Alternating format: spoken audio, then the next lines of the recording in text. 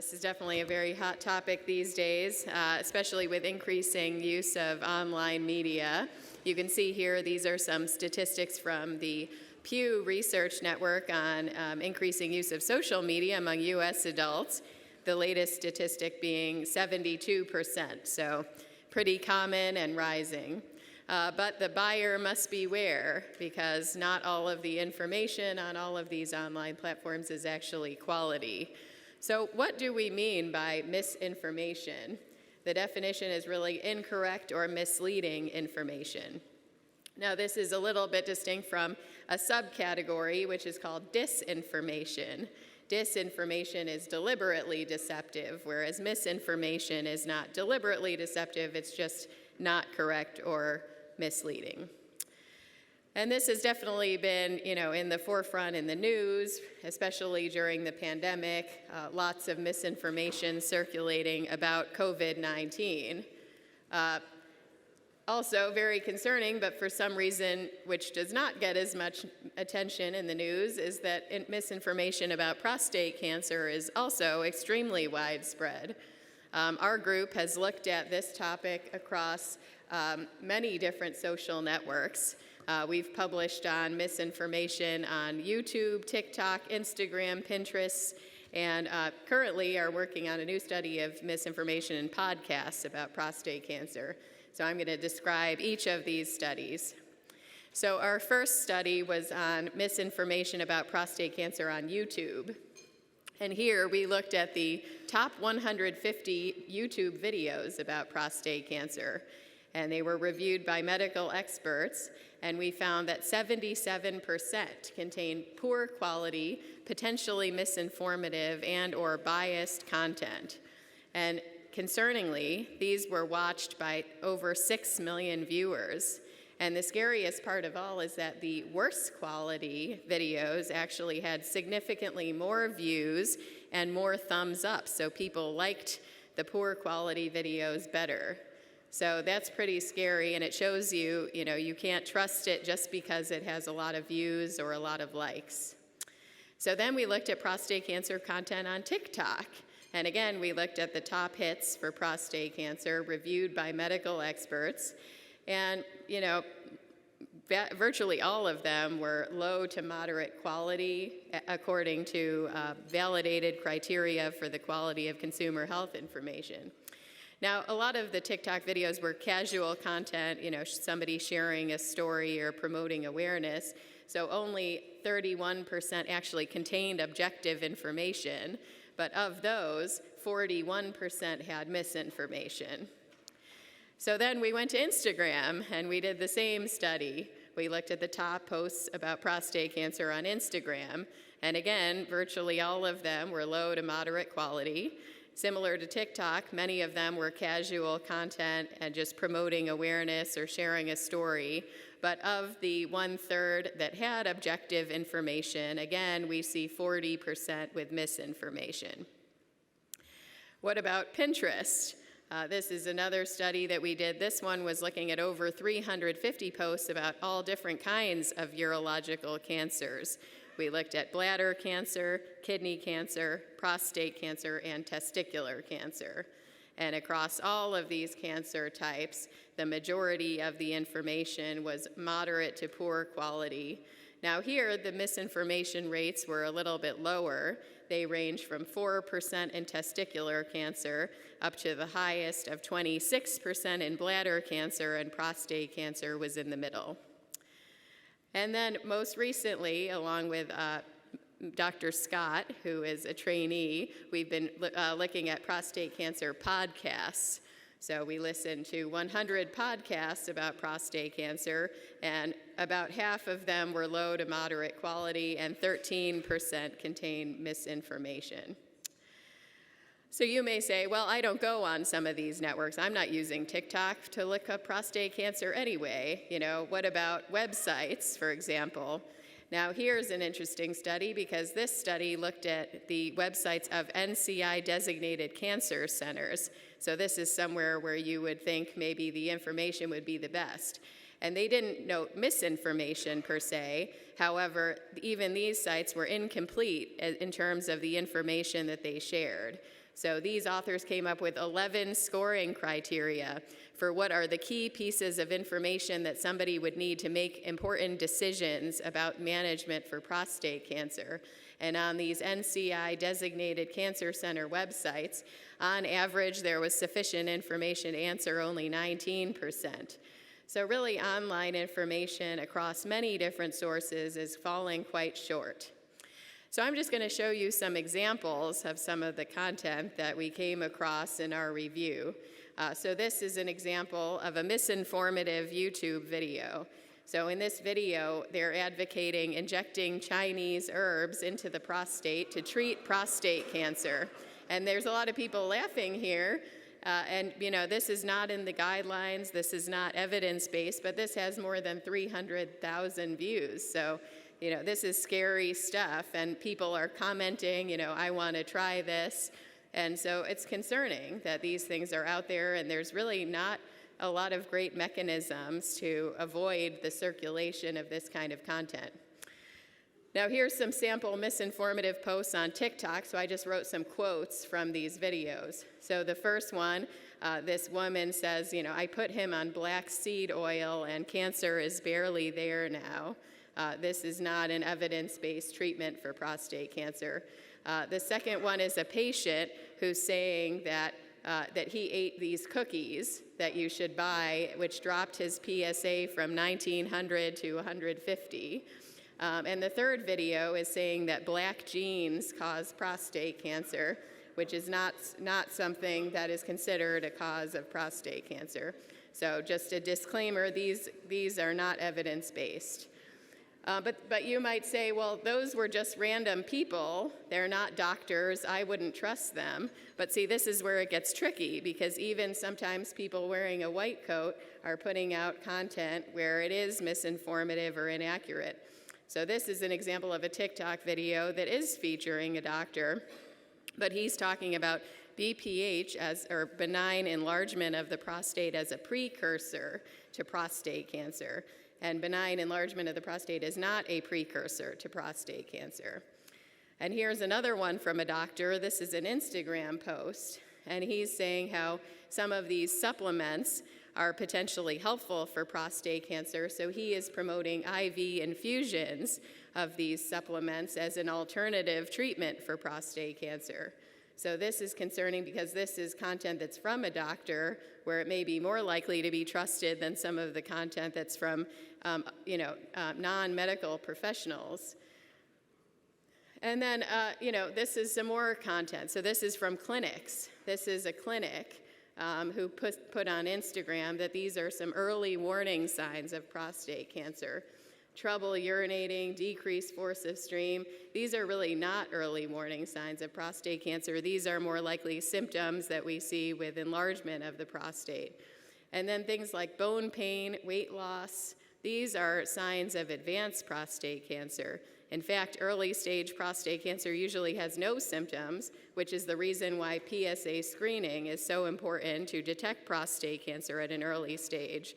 So something like this, while maybe not promoting a miracle cure, this could also be dangerous, because people who think that you need to have symptoms in order to be diagnosed with prostate cancer, then, may be less likely to get screening. And then even some of the very most trusted sources, we've been doing qualitative studies about, information preferences among men with prostate cancer. And all the time, places like the Mayo Clinic come up as trusted sources. And they really do have a lot of great information, but the problem is that a lot of people, they never take down the content that's posted online. So this is a video from the Mayo Clinic, and it's discussing the old U.S. Preventive Services Task Force guidelines. So basically from 2012 to 2018, the U.S. Preventive Services Task Force recommended against prostate cancer screening for all men. Now that was reversed in 2018, and now they recommend shared decision-making in a large category of men. But this video is still up there in 2023, even though the guideline changed in 2018. And this has more than 110,000 views. So something that used to be factually accurate could become misinformative if it's just not removed from the internet once it is no longer reflecting current guidelines. So this is just a huge problem. I call it the misinformation problem, because there's literally millions of online posts about prostate cancer. And this is just a very small set of examples that I'm showing you here, but I don't have time to read every single post on the internet about prostate cancer. I have a full-time job, we have several grants, and even all the doctors in this room don't have enough time to review all the content. So who is going to vet the accuracy of all this material? And even if we were to do every single post that's up there now, every single day more content is added. And so it's just this massive problem, at scale, where it's just logistically infeasible that we could ever actually vet the content and help people. So one thing that we have been working on is whether we could train an algorithm using machine learning and artificial intelligence to identify misinformative content about prostate cancer. So I developed a collaboration with some computer scientists, and they had made a fake news engine for fake news about politics and celebrities. So I said to them, would you be interested in working with me and trying to create a fake news detector for prostate cancer? So it was a very nice multidisciplinary collaboration where our team gave them very detailed annotations of all these videos about prostate cancer so they could use this to try to train the algorithm to be able to pick out which videos are misinformative. And so even with just a small amount of content that we were able to do this together, we trained the algorithm to have 74% accuracy. So the goal would be that if we could do a lot more content review together, we could keep training the algorithm to get better. So hopefully one day we can find some more funding to continue this research, to hopefully perhaps make a smarter search engine, where at the very least we could put up our algorithm and you could search through the algorithm for content, and it would push up to the top the things that were more likely to be accurate and hide the content that was flagged as being very likely to be misinformative. So this is one of my goals for the future, and hopefully one day we can find support to do this work. So that's about misinformation. Now, even beyond that, there are some other pitfalls of online information. So even some of the great information that's out there is not really written in a format that is understandable or actionable for lay health consumers. Other major issues are underrepresentation of racial and ethnic diversity and limited information available in other languages. So understandability is this concept. Can it easily be understood? For example, if the website is using a bunch of medical jargon or things are not labeled clearly, then it still may not be very helpful for non-medical professionals. And so there are some tools where you can score the content, and one of them is called the PMAT. Now, the other major construct in this PMAT tool is actionability. Can it easily be acted on? So the question is, does it actually identify an action that you can take based on the information? For example, you should get screened, and does it tell you how you would go about doing that? And so the question is, how do these content perform in terms of understandability and actionability? So I showed you the 5 places that we've been doing our research: YouTube, TikTok, Instagram, Pinterest, and podcasts. And so the 3 studies that are on the left side of the screen, we scored from 0 to 100%, 100% being the best. And so you can see the understandability and actionability, none of these were like 90% or 100%. So a lot of the information was just not scoring very highly in terms of their understandability and actionability. And then on the right side, the 2 studies, we scored how many were just poorly understandable or poorly actionable, which we define as less than 75%, and quite a bit. So the bottom line is, even if you do find good information, much of it is using a lot of medical jargon or doesn't really clearly identify how somebody would take the next step. Another issue that we talked about is limited racial and ethnic diversity in online content. So this is the first study that we did about this. We were specifically interested in clinical trials due to the very significant problem that Black men are disproportionately affected by prostate cancer but are underrepresented in clinical trials. So we looked at YouTube videos discussing prostate cancer clinical trials and found that of all of the people who were depicted in these videos, only 4% were perceived as Black by a consensus panel of stakeholders. So that's concerning if you don't see yourself represented in the material. Then we scaled this up. We got a grant from the Department of Defense, and I'd like to thank them for supporting this work to look more broadly. So we looked at the top websites and YouTube videos about prostate cancer in general, not just about clinical trials. And again, we did this consensus process with stakeholders, and we found this online population, you could say, of all the people who were in the top websites and the top videos. And there were over 1,500 people, but only 9% were perceived as Black and only 1% as Latinx by the consensus panel. And concerningly, none of the websites that had representation of Black or Latinx men had high quality, understandable, and actionable information. And so, did this do any better across other platforms? We looked at this on TikTok, Instagram, Pinterest, and the same situation where there is limited representation of racial and ethnic diversity across multiple platforms. So right now we're in the middle of our qualitative study looking at the impact that this has, also supported by the Department of Defense. And I just wanted to share a quote from one of our participants. He said, "Even when you YouTube or Google different things, you don't really see many African American males saying they have it. I would imagine to the majority of African Americans, which were more likely to get it, you think you're less likely to get it because you see less African Americans on the internet and on the websites, when it's absolutely the other way around. So the websites could be set up more, they could be set up better."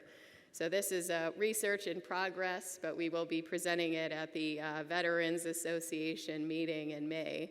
So I look forward to sharing more details. And then, as I was mentioning, there's also limited information in other languages.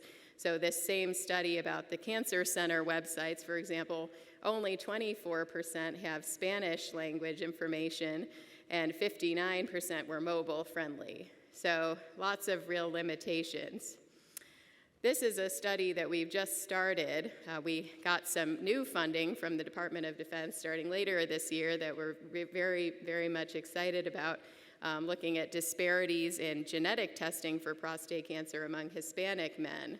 And what you see here is some preliminary work looking at videos on YouTube about BRCA and prostate cancer genetics in Spanish and English. And there were very few videos in Spanish compared to English. Now, interestingly, the Spanish videos had a lot more views, but were worse quality than the English videos. So even in the terms of information provision, there's a lot of problems that may be underlying some of the health disparities that we observe. So is it worth going online after all of this? So I really presented the dark side, but I do want to conclude with a positive here because I actually think online networks are amazing. I think there's actually a huge upside for patients and for doctors and for scientists. I mean, they have actually revolutionized my research and my care of patients. So there's every reason to take advantage of the great things that technology can offer. You can use them to get information. The networking, the support that you can find online, really, they say finding your tribe. Sometimes a local group may not have anyone who's experienced the same situation with prostate cancer that you have, and the ability to identify other individuals in similar circumstances. We published a study on crowdfunding for prostate cancer, people raising significant amounts of money through these online platforms to help with, the financial toxicity of cancer care. And of course, for advocacy, I mean, gosh, like to be able to reach large numbers of people, to raise awareness, to promote, legislation and more funding for prostate cancer. I mean, this is really, really important. So I'm not saying don't get involved, but we just have to be really careful. So I'd say, for patients and families, definitely ask your healthcare provider proactively for high-quality sources of information, because just searching on these platforms on your own, you are at a high risk of being exposed to misinformation. Checking the date, this is so important. I mean, thankfully, prostate cancer research has really accelerated, and we have so many new treatments and options. So information that's 5 or 10 years old is likely to not be promoting what is currently the standard of care.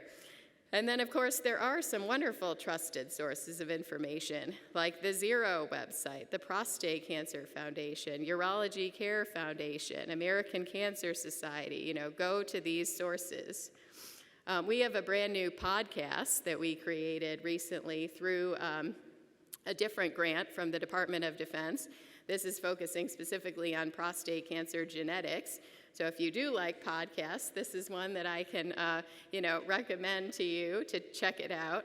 And then just, vetting online information. Medline Plus has a nice checklist of some things to think about when you're looking through online information. Who is making this website and why? What is their purpose? Where does the money come from to support it? Are there ads? Are they asking you for money? What is the quality of the information? Is it up to date? Is it reviewed by experts? And then privacy. Are they asking for any information from you? So just, some important things to think about here. So, in conclusion, unfortunately, we must be cautious because misinformation about prostate cancer really is very widespread across social networks, as I showed you from a whole bunch of different platforms. And even among accurate information, there are a lot of pitfalls because not all of it is easily understandable or actionable for lay health consumers. And there's limited representation of diversity. But really, despite all this, online networks really do have a lot of promise for advocacy, research, and prostate cancer care. While I'm up here, I did want to announce we do have 2 studies that are currently enrolling Black and Hispanic participants, either patients or partners of patients. These are both virtual. One is a 3-month lifestyle study, and another one is a 15-minute survey for female partners of patients about sexual quality of life. So if anyone's interested, you're welcome to come chat with me or contact me. The information is listed on the slide. So I'd like to really thank the sources of our funding for our research, the Department of Defense, the National Cancer Institute, and the Prostate Cancer Foundation. And if anyone would like to collaborate or talk about any of these things, please absolutely feel free to email me. I'd love to. We actually have a lot of patient representatives who work on all of our research projects with us, so I'd just love to hear from you. You can also, I'm on Twitter, and if you do want more information, also I host the Men's Health Show on SiriusXM. For more than 10 years now. It's on Wednesdays from 6 to 8 p.m. Eastern. And we do allow live callers, so if questions come up, we have a lot of guests talking about prostate cancer and happy to take questions through there. Thank you so much.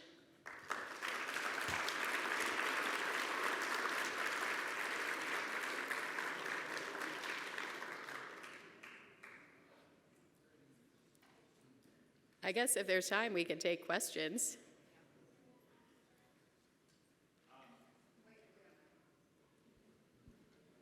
So I'm Keith Crawford from Prostate Health Education Network.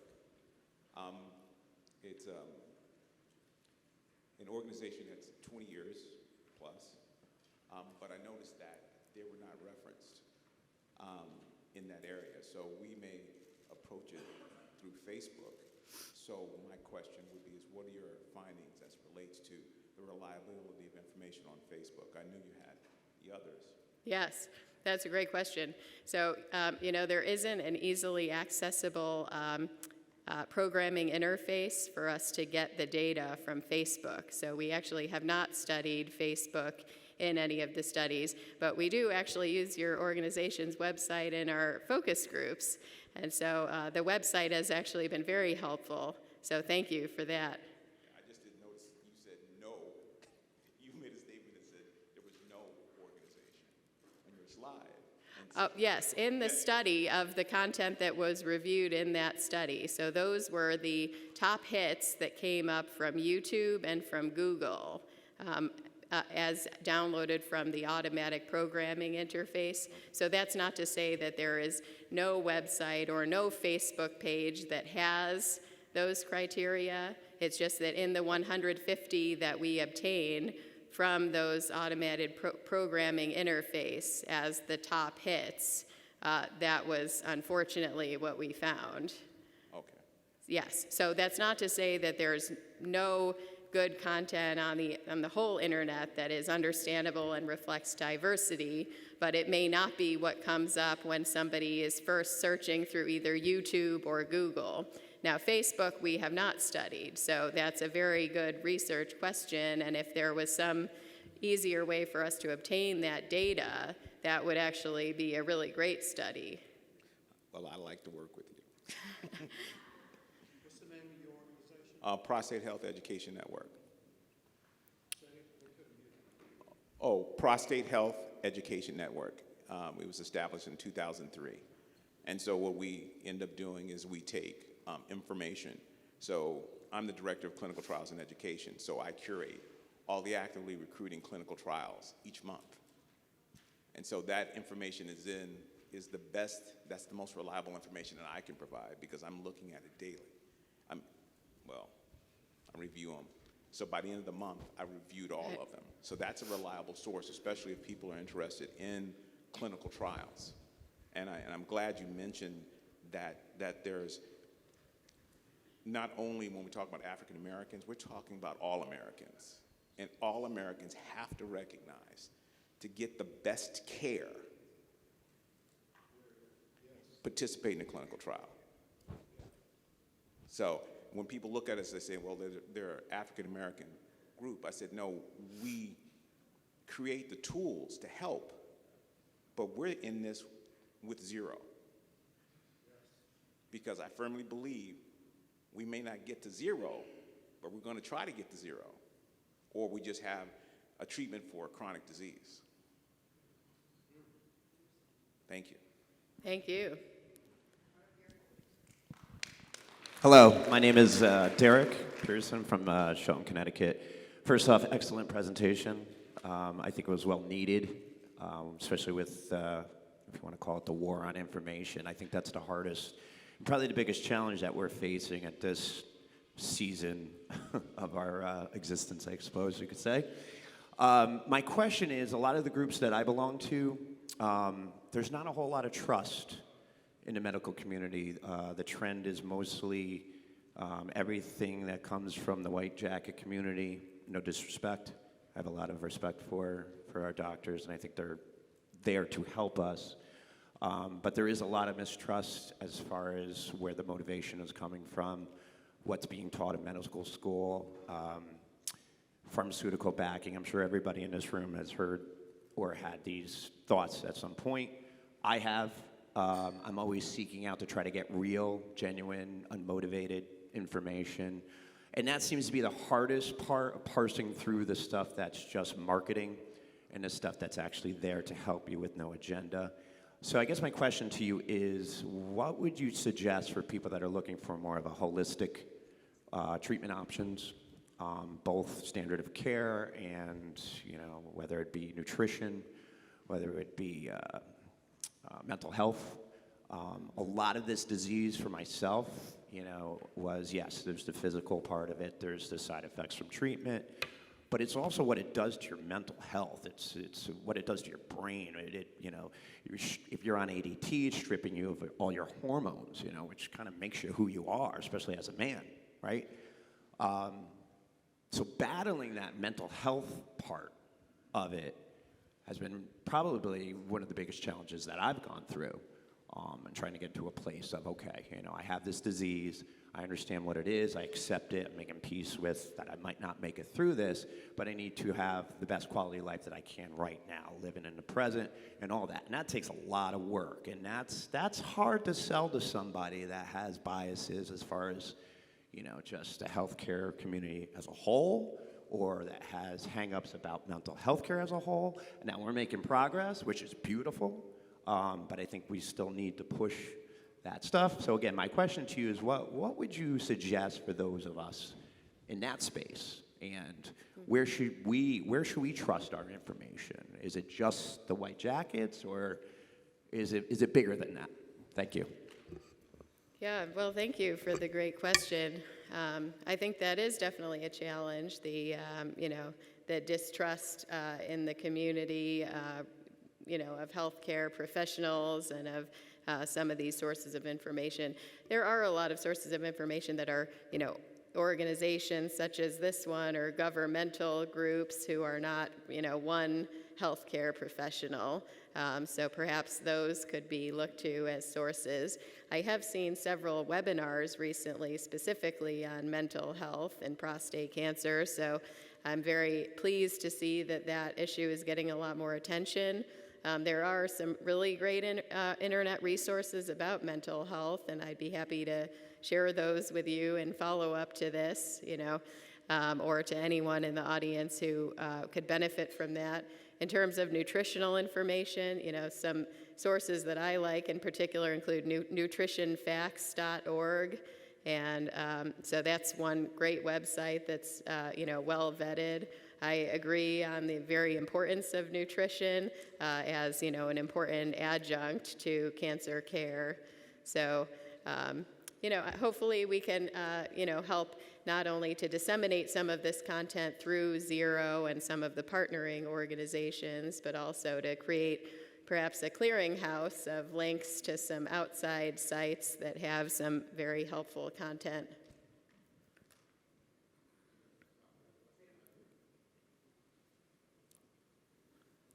Great, thank you.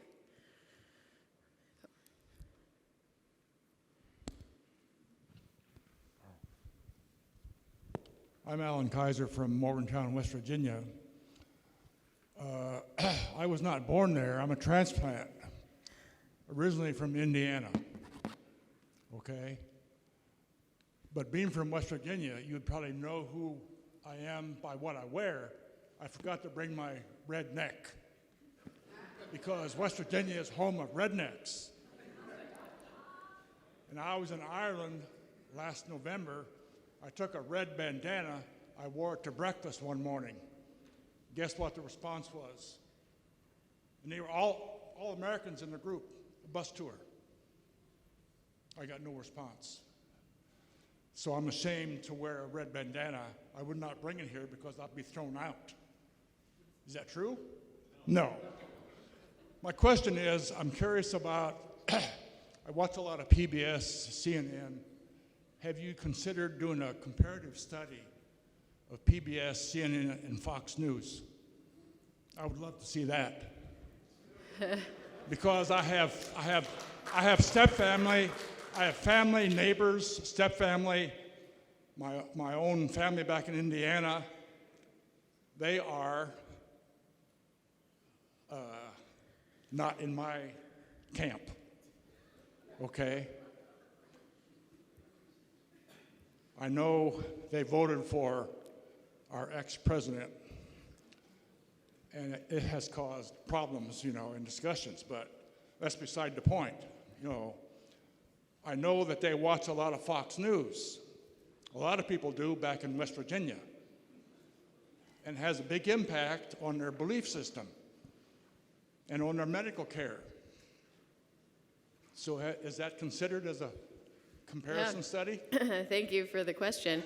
We have not actually, we haven't looked at news stories specifically in this context about prostate cancer. Some of the YouTube videos that we came across in the search were from media outlets, but Many of them were not. So it isn't something that I've looked at, but definitely it would be interesting. There are other studies outside of prostate cancer that have shown, a pretty significant impact of media exposures on people's preventive health behaviors, for example, in the context of COVID and other infectious diseases.